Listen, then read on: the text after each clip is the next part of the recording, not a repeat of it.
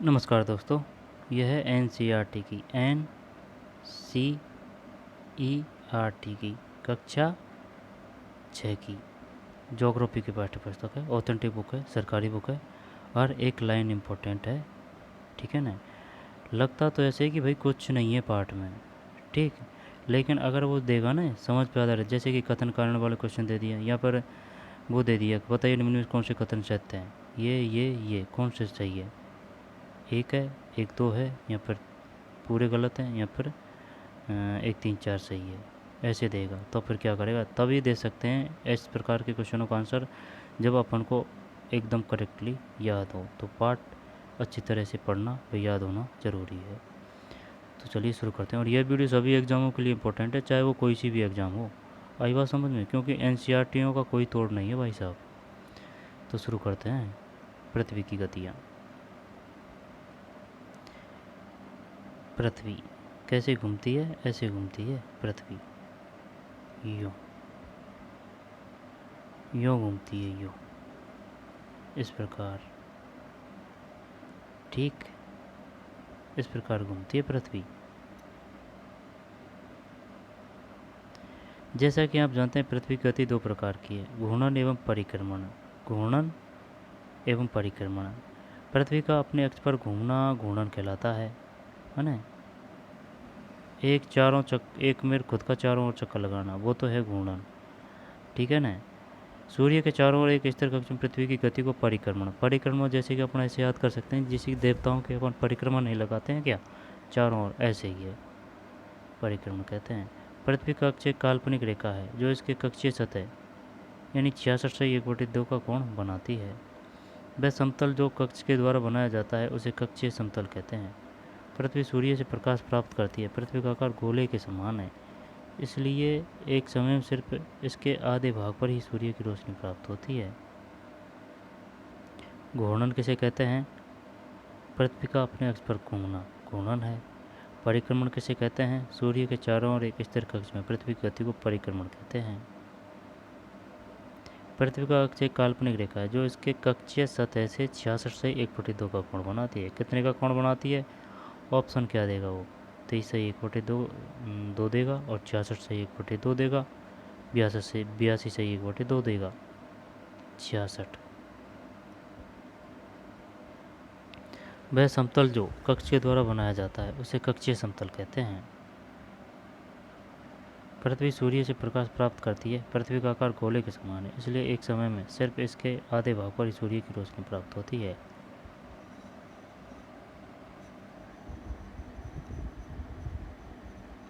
पृथ्वी सूर्य से प्रकाश प्राप्त करती है। पृथ्वी का आकार गोले के समान है, इसलिए एक समय में सिर्फ इसके आधे भाग पर सूर्य की रोशनी प्राप्त होती है। क्षेत्र 3.2।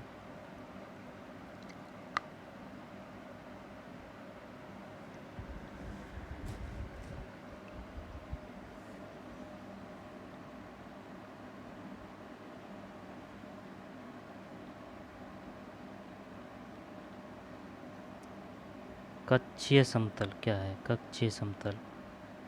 पृथ्वी का अक्ष एक काल्पनिक रेखा है जो इसके कक्षीय सतह से 66 से 1/2 कोण बनाती है। वह समतल जो कक्ष के द्वारा बनाया जाता है उसे कक्षीय समतल कहते हैं। पृथ्वी सूर्य से प्रकाश प्राप्त करती है। पृथ्वी का आकार गोले के समान है, इसलिए एक समय में सिर्फ इसके आधे भाग पर सूर्य की रोशनी प्राप्त होती है। सूर्य की ओर वाले भाग में दिन होता है, जबकि दूसरे भाग जो सूर्य से दूर होता है वहाँ रात होती है। ग्लोब पर वह व्रत जो दिन तथा रात को विभाजित करता है उसे प्रदीप्ति व्रत कहते हैं।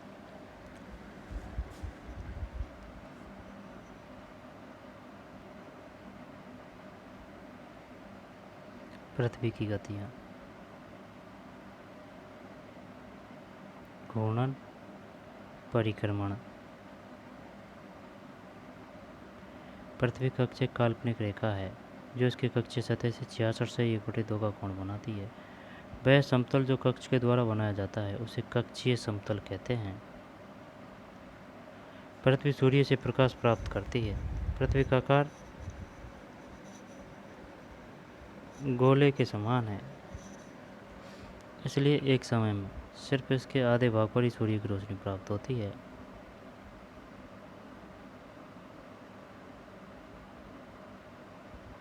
कितने का कोण बनाती है? 66 से 1/2 कोण, 66 से 1/2। लेकिन किस पे बनाती है? कक्षीय सतह। वह समतल जो कक्ष के द्वारा बनाया जाता है उसे कक्षीय समतल कहते हैं। पृथ्वी सूर्य से प्रकाश प्राप्त करती है। पृथ्वी का आकार गोले के समान है, इसलिए एक समय में सिर्फ इसके आधे भाग पर सूर्य की रोशनी प्राप्त होती है।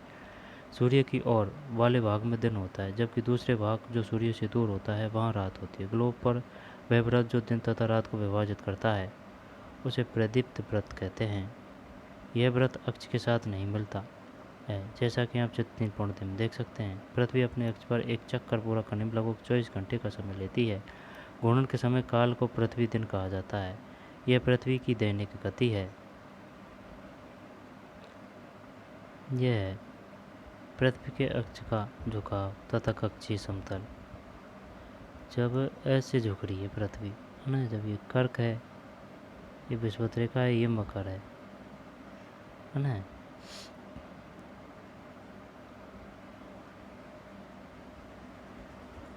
जब ऐसे झुक रही है और ये समतल है, यानी कि इसमें और इसमें ये बनाती है 66 से 1/2 का कोण। और ये इसका और इसका है 23 से 1/2 समतल पर लंब।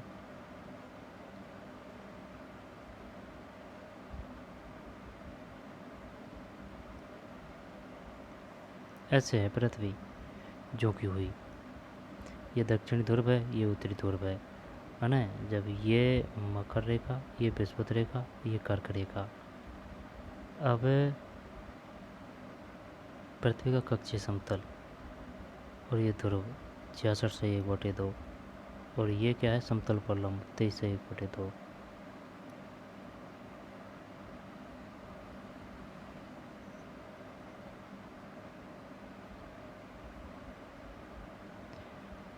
अब कुछ करके चलें। पृथ्वी को दर्शाने के लिए एक गेंद लें तथा सूर्य को दर्शाने के लिए एक जलती हुई मोमबत्ती। गेंद पर शहर एक्स को दिखाने के लिए निशान लगाएं। अब गेंद को इस प्रकार रखें कि शहर एक्स में अंधेरा हो। गेंद को अब बाएं से दाएं घुमाएं। जैसे ही आप गेंद को थोड़ा घुमाते हैं तो शहर में सूर्योदय होगा। अगर गेंद को आप घुमाना जारी रखते हैं तो बिंदु एक्स धीरे धीरे सूर्य से दूर चला जाता है। यह सूर्यास्त है। पृथ्वी को दर्शाने के लिए एक गेंद ले ली तथा सूर्य को दर्शाने के लिए एक जलती हुई मोमबत्ती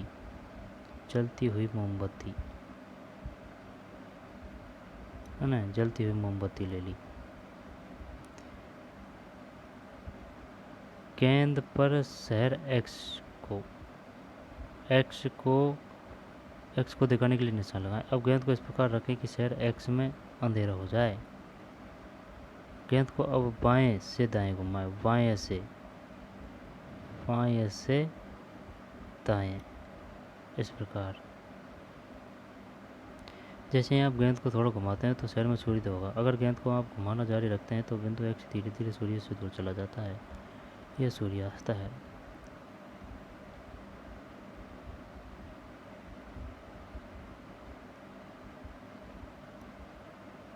पृथ्वी का कक्षीय समतल क्या है? कक्षीय समतल 66 से 1/2 किस पे कोण बढ़ता है? 23 से 1/2 किस पर कोण बढ़ता है? प्रदीप्ति व्रत, दिन और रात, यह है प्रदीप्ति व्रत।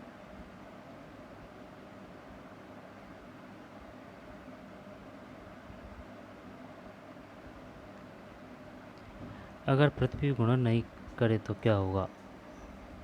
सूर्य की तरफ वाले पृथ्वी के भाग में हमेशा दिन होगा, जिसके कारण उस भाग में गर्मी लगातार पड़ेगी। दूसरे भाग में हमेशा अंधेरा रहेगा एवं पूरे समय ठंड पड़ेगी। इस तरह की अवस्था में जीवन संभव नहीं हो पाएगा।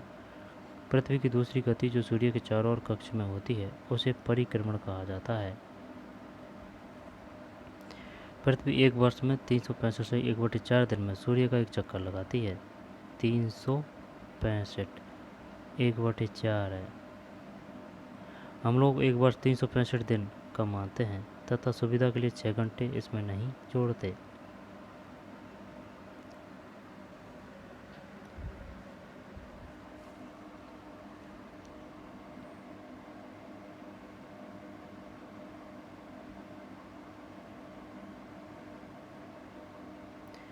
क्या आप जानते हैं प्राचीन भारतीय खगोल शास्त्री आर्यभट्ट ने बताया कि पृथ्वी गोल है और अपने अक्ष पर घूर्णन यानी घूर्णन घूमती घूर्णन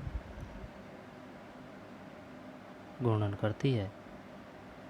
किसने बताया कि पृथ्वी गोल है और अपने अक्ष पर घूर्णन करती है? आर्यभट्ट ने।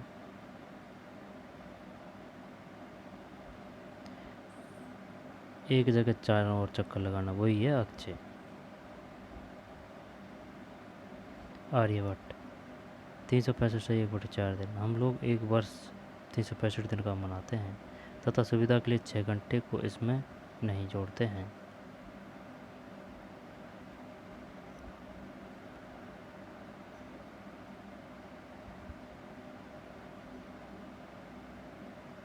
बसंत ऋतु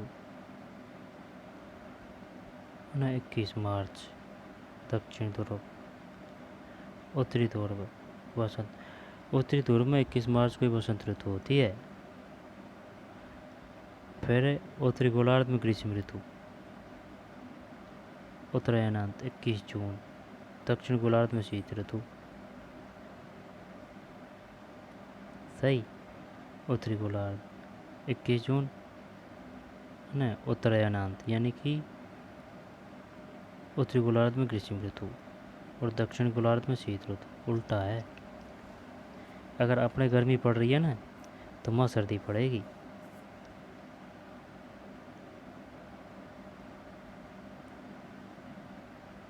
और दक्षिण ध्रुव शरद ऋतु।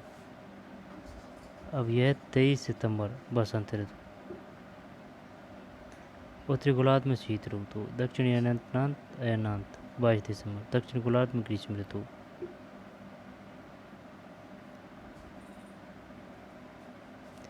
इक्कीस मार्च 21 जून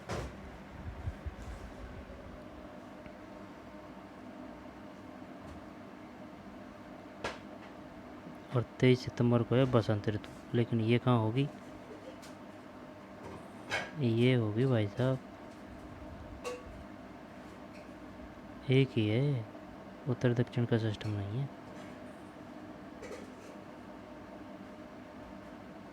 शरद ऋतु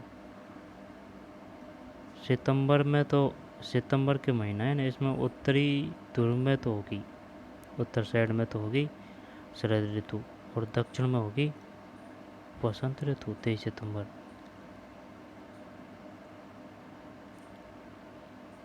उत्तरी ध्रुव में तो होगी क्या बसंत ऋतु और दक्षिण ध्रुव में होगी शरद ऋतु। पृथ्वी की बता रहा है, भारत में मत घटाना भाई। आई बात समझ में? जैसे कि ये अपनी पृथ्वी है, ये उत्तरी ध्रुव, ये दक्षिण ध्रुव, विपरीत स्थिति होती है। जैसे कि अगर बसंत ऋतु अपन आते हैं किस में, उत्तरी गोलार्ध में आते हैं अपन। तो अगर जैसे कि 21 मार्च है, अपने यहाँ बसंत ऋतु है, तो दक्षिण गोलार्ध में शरद ऋतु होगी और अपने यहाँ शरद है तो वहाँ बसंत होगी। बसंत शरद, शरद बसंत, उल्टा सिस्टम है। 21 मार्च 23 सितंबर, 21 जून 22 दिसंबर। यहाँ से क्वेश्चन काफ़ी आ चुका है। उत्तरी गोलार्ध में शीत ऋतु, दक्षिण अयनांत 22 दिसंबर, दक्षिण गोलार्ध में ग्रीष्म ऋतु। उत्तरी गोलार्ध में अगर शीत ऋतु पड़ रही है ना तो दक्षिण गोलार्ध में ग्रीष्म ऋतु 22 दिसंबर।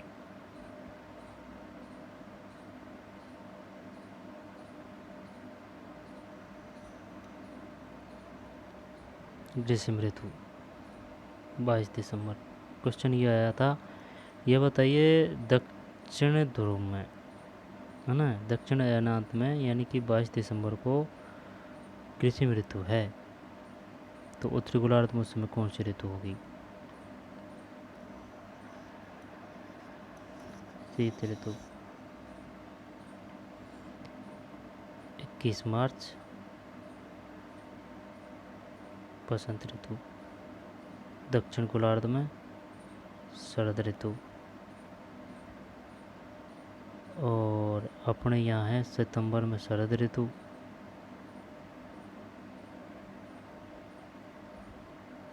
और दक्षिण में बसंत ऋतु।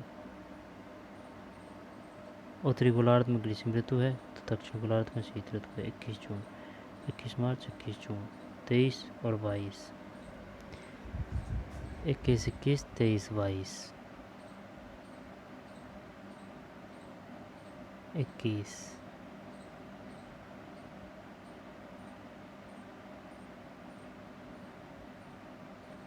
21 और 23।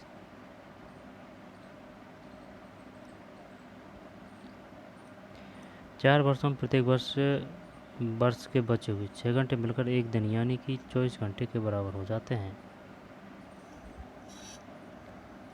4 वर्षों में प्रत्येक वर्ष के बचे हुए 6 घंटे मिलकर 6 चंद्रवार 6 18 6 24 24 घंटे के बराबर हो जाते हैं। इसके अतिरिक्त दिन को फरवरी के महीने में जोड़ा जाता है। इस प्रकार प्रत्येक चौथे वर्ष फरवरी माह 28 के बदले 29 दिन का होता है। ऐसा वर्ष जिसमें 366 दिन होते हैं उसे लीप वर्ष कहा जाता है। पता लगाइए अगला लीप वर्ष कब होगा।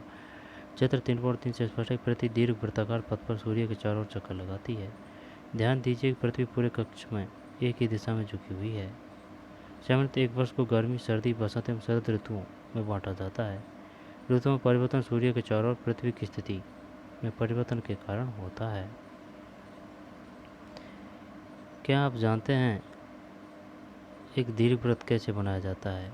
एक पेंसिल, 2 पेन तथा एक धागे का छल्ला लीजिए। अब इन पेनों को कागज़ पर स्थिर कर दें जैसा कि चित्र में दिखाया गया है। अब इन दोनों पेनों को घेरते हुए धागे के छल्लों को कागज़ पर रखें। अब पेंसिल से धागे को कसकर तानते हुए पेंसिल को धागे के साथ घुमाते जाइए।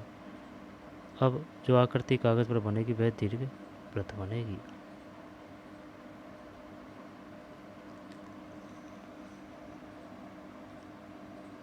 चित्र 3.3 में आप देखेंगे कि 21 जून को उत्तरी गोलार्ध सूर्य की तरफ झुका है।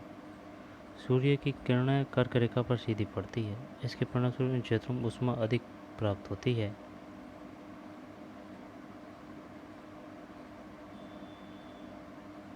उत्तरी गोलार्ध सूर्य की तरफ झुका है।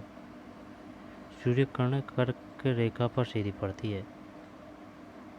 कर्क रेखा पर सीधी किरण कब पड़ती है? 21 जून को। कहाँ की बात है ये? उत्तरी गोलार्ध की। 21 जून को उत्तरी गोलार्ध सूर्य की तरफ झुका है। सूर्य किरणें कर्क रेखा पर सीधी पड़ती है। सूर्य की किरणें, इसके परिणामस्वरूप इन क्षेत्रों में ऊष्मा अधिक प्राप्त होती है। ध्रुवों के पास वाले क्षेत्रों में कम ऊष्मा प्राप्त होती है क्योंकि वहाँ सूर्य की किरणें तिरछी पड़ती है। उत्तर ध्रुव सूर्य की तरफ झुका होता है तथा उत्तरी ध्रुव रेखा के बाद वाले भागों पर लगभग 6 महीने तक लगातार दिन रहता है। चूँकि उत्तरी गोलार्ध के बहुत बड़े भाग में सूर्य की रोशनी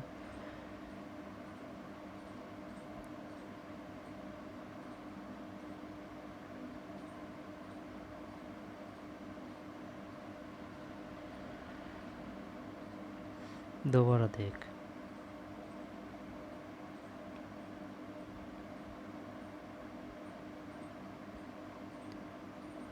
पृथ्वी दीर्घ वृत्ताकार पथ पर सूर्य के चारों ओर चक्कर लगाती है। पृथ्वी किस पथ पर सूर्य के चारों ओर चक्कर लगाती है? दीर्घ वृत्ताकार। ध्यान दीजिए कि पृथ्वी पूरे कक्ष में एक ही दिशा में झुकी हुई है। पूरे कक्ष में सामान्यतः एक वर्ष को गर्मी, सर्दी, बसंत एवं शरद ऋतुओं में बांटा जाता है। ऋतुओं में परिवर्तन सूर्य के चारों ओर पृथ्वी की स्थिति में परिवर्तन के कारण होता है। क्या आप जानते हैं कि एक दीर्घवृत्त कैसे बनाया जाता है? एक पेंसिल, 2 पेन तथा एक धागे का छल्ला लीजिए। अब इन पिनों को कागज़ पर स्थिर कर दें जैसा कि चित्र में दिखाया गया है। अब इन दोनों पिनों को घेरते हुए धागे के छल्ले को कागज़ पर रखें। अब पेंसिल से धागे को कसकर तानते हुए पेंसिल को आधे की धागे के साथ घुमाते जाइए। अब जो आकृति बनेगी वह दीर्घवृत्त होगी।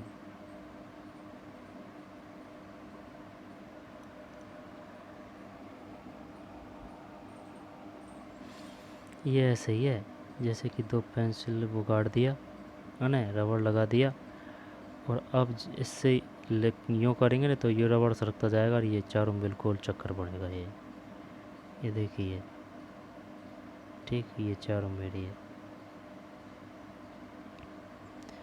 चित्र 3.3 में अब देखेंगे 21 जून को उत्तरी गोलार्ध सूर्य की तरफ झुका है। सूर्य किरणें कर्क रेखा पर सीधी पड़ती है। इसके परिणामस्वरूप इन क्षेत्रों में ऊष्मा अधिक प्राप्त होती है।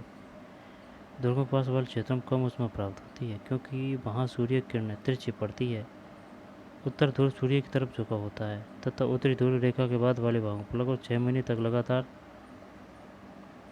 लगातार दिन रहता है।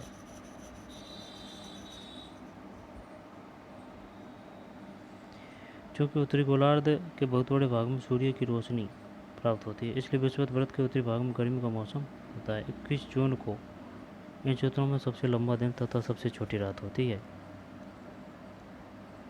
21 जून को इन क्षेत्रों में सबसे लंबा दिन तथा सबसे छोटी रात होती है। पृथ्वी की इस अवस्था को उत्तर अयनांत कहते हैं।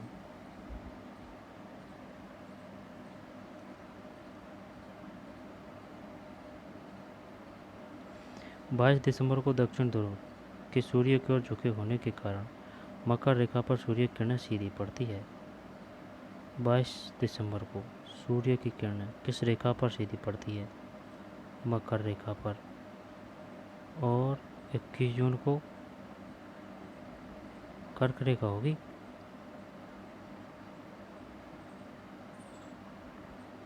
उत्तरी ध्रुव रेखा के पास वाले मामलों को 6 महीने तक उत्तर ध्रुव सूर्य की तरफ झुका होता है। उत्तरी ध्रुव रेखा के बाद वाले भागों पर लगभग 6 महीने तक लगातार दिन रहता है। चूँकि उत्तरी गोलार्ध बहुत बड़े भाग में सूर्य की रोशनी प्राप्त होती है, इसलिए विषुवत व्रत के उत्तरी भाग में गर्मी का मौसम होता है।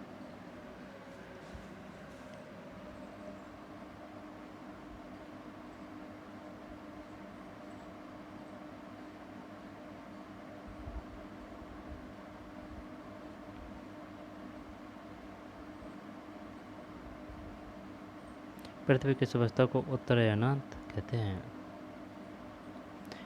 22 दिसंबर को दक्षिण ध्रुव के सूर्य की ओर झुके होने के कारण मकर रेखा पर सूर्य किरणें सीधी पड़ती है। चूँकि सूर्य किरणें मकर रेखा पर लंबवत पड़ती है, इसलिए दक्षिण गोलार्ध के बहुत बड़े भाग में प्रकाश प्राप्त होता है।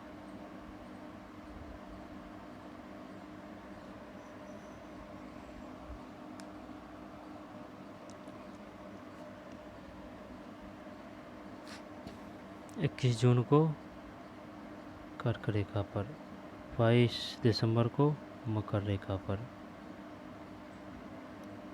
कर्क रेखा दे नहीं रखी है समय।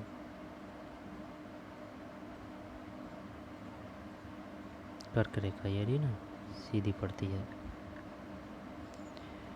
इन क्षेत्रों में ऊष्मा अधिक प्राप्त होती है। ध्रुवों के पास वाले क्षेत्रों में कम ऊष्मा प्राप्त होती है क्योंकि यहाँ सूर्य किरणें तिरछी पड़ती है। उत्तर ध्रुव सूर्य की तरफ झुका होता है तथा उत्तरी ध्रुव रेखा के बाद वाले भागों पर लगभग 6 महीने तक लगातार दिन रहता है। चूँकि उत्तरी गोलार्ध बहुत बड़े भाग में सूर्य की रोशनी प्राप्त होती है, इसलिए विषुवत व्रत के उत्तरी भाग में गर्मी का मौसम होता है। 21 जून को इन क्षेत्रों में सबसे लंबा दिन तथा सबसे छोटी रात होती है। पृथ्वी की इस अवस्था को उत्तर अयनांत कहते हैं।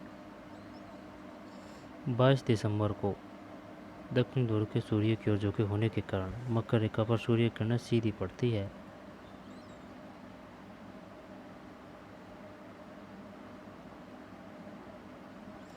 क्योंकि सूर्य किरणें मकर रेखा पर लंबवत पड़ती है, इसलिए दक्षिण गोलार्ध के बहुत बड़े भाग में प्रकाश प्राप्त होता है। इसलिए दक्षिण गोलार्ध में लंबे दिन तथा छोटी रातें वाली ग्रीष्म ऋतु होती है। इसके ठीक विपरीत स्थिति उत्तरी गोलार्ध में होती है। पृथ्वी की इस अवस्था को दक्षिण अयनांत कहा जाता है। क्या आप जानते हैं कि ऑस्ट्रेलिया में ग्रीष्म ऋतु में क्रिसमस का पर्व मनाया जाता है?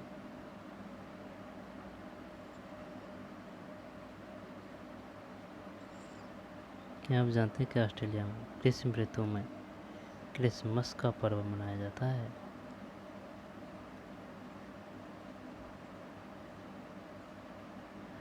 ये कंफ्यूज करता है भाई, 21 जून और 22 दिसंबर।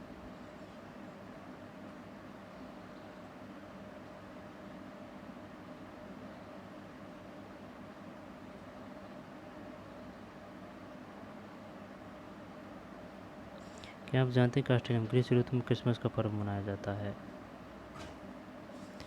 21 मार्च एवं 23 सितंबर को सूर्य की किरणें विषुवत व्रत पर सीधी पड़ती है। इस अवस्था में कोई भी ध्रुव सूर्य की ओर नहीं झुका होता, इसलिए पूरी पृथ्वी पर रात एवं दिन बराबर होते हैं। इसे विषुव कहा जाता है। 21 और 23 सितंबर को सूर्य किरण विषुवत व्रत पर सीधी पड़ती है, सीधी। 21 मार्च और 23 सितंबर को विषुवत व्रत पर, यह है विषुवत व्रत, कर्क रेखा मकर रेखा, विषुवत व्रत पर सीधी पड़ती है। इस अवस्था में कोई भी ध्रुव सूर्य की ओर नहीं झुका होता, इसलिए पूरी व्रत पर रात दिन बराबर होते हैं। इसे विषुव कहा जाता है। 23 सितंबर को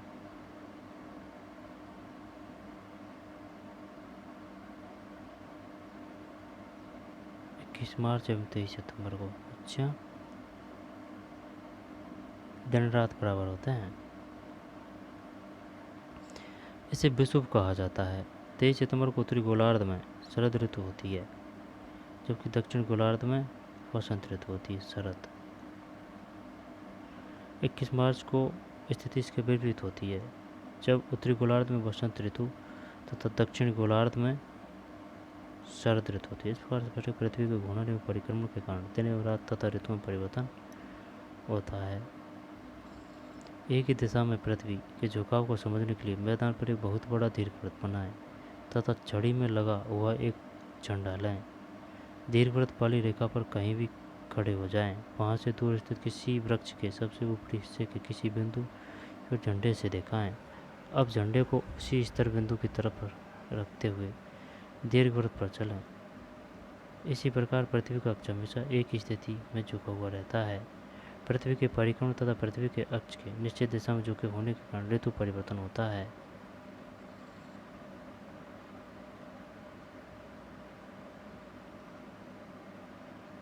एक ही दिशा में पृथ्वी के झुकाव को समझने के लिए मैदान पर एक बहुत बड़ा दीर्घवृत्त बनाएं तथा छड़ी में लगा हुआ एक झंडा लें।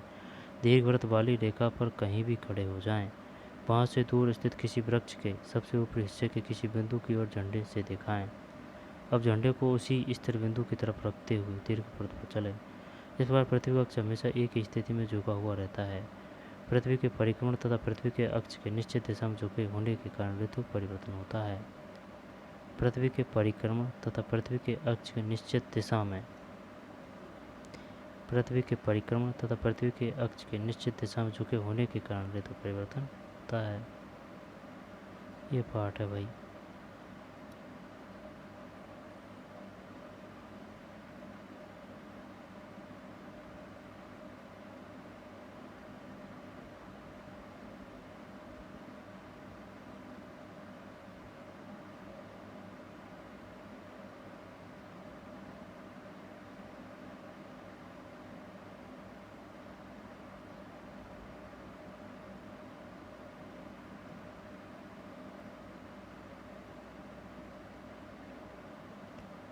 बाईस 23 सितंबर उत्तरी गोलार्ध में शरद ऋतु है, जबकि दक्षिण गोलार्ध में वसंत ऋतु है। 21 मार्च में उत्तरी गोलार्ध में वसंत ऋतु है, दक्षिण गोलार्ध में शरद ऋतु है। उल्टा सिस्टम है। 23 तो दक्षिण में वसंत, अपने यहाँ वसंत है तो वहाँ शरद है। 21 मार्च सीधी पड़ती है। 21 मार्च 23 सितंबर विषुव कहा जाता है। दक्षिणी अयनांत 22 दिसंबर, उत्तरी अयनांत 21 जून। कुछ रहा थोड़ी है।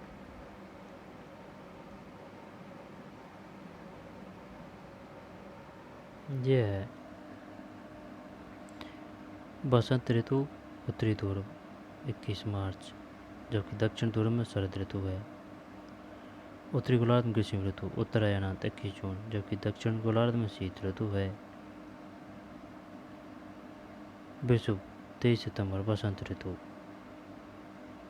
उत्तरी गोलार्ध में शरद ऋतु, उत्तरी गोलार्ध में शीत ऋतु है। दक्षिण अयनांत 22 दिसंबर, तो दक्षिण गोलार्ध में ग्रीष्म ऋतु है।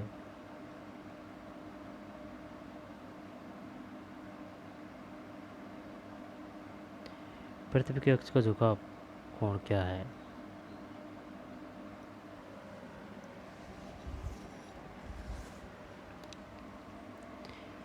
घूर्णन एवं परिक्रमण को परिभाषित करें। लीप वर्ष क्या है? उत्तरी एवं दक्षिण अयनांतों अंतर बताइए। विषुव क्या है? दक्षिण गोलार्ध में उत्तरी गोलार्ध की अपेक्षा उत्तरी एवं दक्षिण अयनांत अलग अलग समय में होता है, क्यों? ध्रुवों पर लगभग 6 महीने का दिन एवं 6 महीने की रात होती है, क्यों?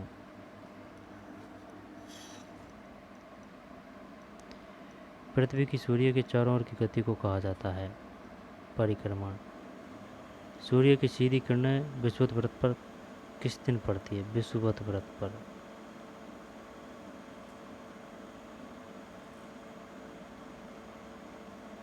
इक्कीस मार्च।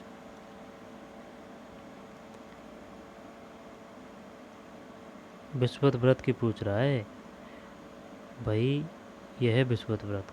कर की अलग सिचुएशन है, मकर की अलग सिचुएशन है। विषुवत 21 मार्च। गर्मी में क्रिसमस का पर्व कहाँ माना जाता है? ऑस्ट्रेलिया, क्योंकि गर्म ऋतु होती है। उत्तरी साइड होती है सर्दी, उत्तरी ध्रुव में, ये वाड़े में। ऋतुओं में परिवर्तन पृथ्वी की किस गति के कारण होता है? ऋतुओं में, ये तो है नहीं है। ऋतुओं परिवर्तन भाई दिन रात तो घूर्णन की वजह से बढ़ते हैं। परिक्रमा।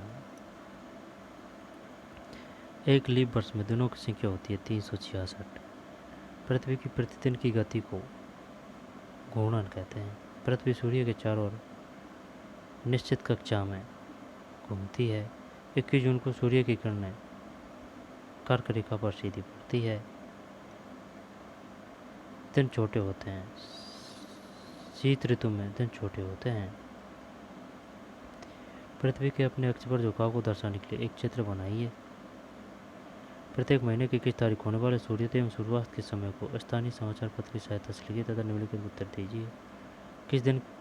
किस महीने के दिन सबसे छोटे हैं? किन महीनों में दिन एवं रात लगभग बराबर होते हैं?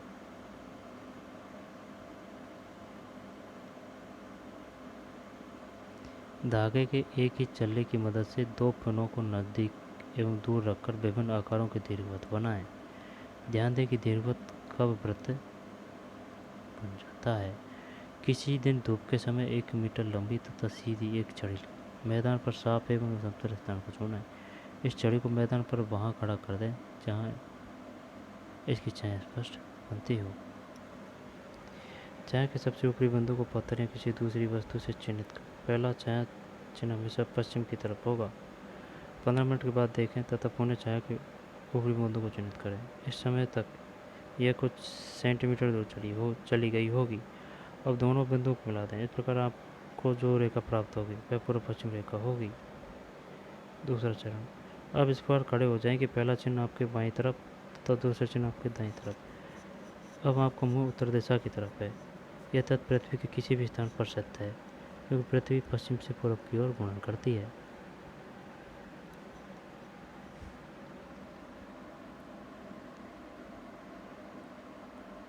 पृथ्वी पश्चिम से पूर्व की ओर घूर्णन करती है।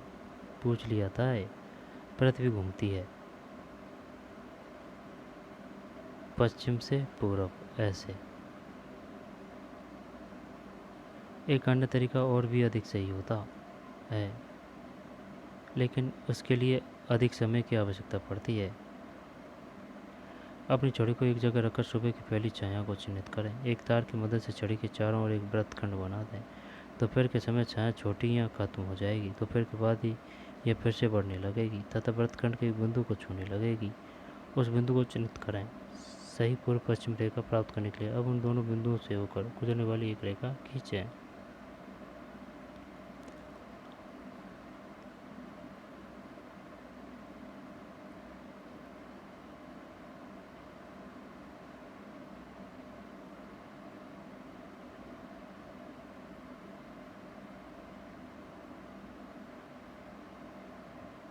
इक्कीस मार्च, 21 जून, 23 सितंबर, 22 दिसंबर।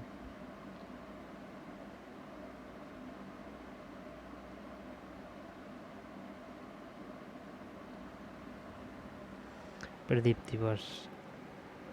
कक्षीय समतल 66/1/2। प्रदीप्ति वर्त